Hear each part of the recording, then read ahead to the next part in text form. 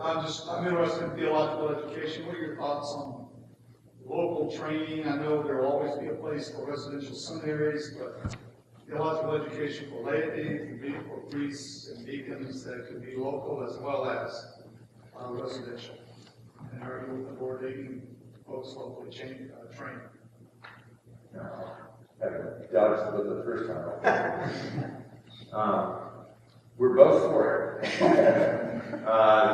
Many of you know I've been serving on the Board of Common Board locally here for, I guess, 5 or 6 years now, because I believe in the model that Tim's talking about, having seminary training available at a local level, because not everybody can go and take it by going to a residential seminary. I know the same kind of programs that there have been good theological education programs taking place in Tallahassee as well.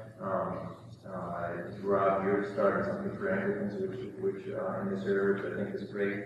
The fact is that the residential model, you all have to go up to seminary for 3 years and come back, is simply not a workable model for many people anymore because of the cost. And we're seeing the same thing in secular education, that people who would have gone off to a graduate school are much more likely to commute to one now. It's just that kind of situation, so it's not just a seminary education issue. But we have to keep training.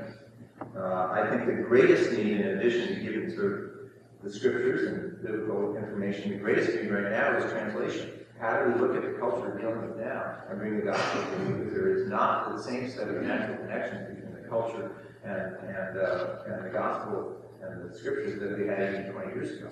So the issue of translation is huge. I'm completely on board with kind of local training. There are 3 aspects of training that I look at, and I think we've put the biblical emphasis, turned it upside down. That we need folks that are training their heads, we need folks that are training their hearts, we need folks that are training their hands. We need knowledge, character, and skill. And where Paul puts the emphasis, if you look at his letters to Titus and Timothy, he puts his first emphasis on character, his second on skill, and then the third would be knowledge. We've reversed that, and we've sent folks off to seminaries, and they come back with heads full of knowledge without the kind of training and formation they need in their hearts and the kind of skills they need for real ministry. That's not the fault of the seminary, because the seminary has done what we asked them to do. And I'm all for folks having their heads in the right place. You can ask Bruce Ford, who sat through 2 days of examining a chaplain interview. So you can ask him about the whole emphasis on the head thing. I really believe we need to know and understand. But where we've fallen down is the shaping of character and the giving of skills.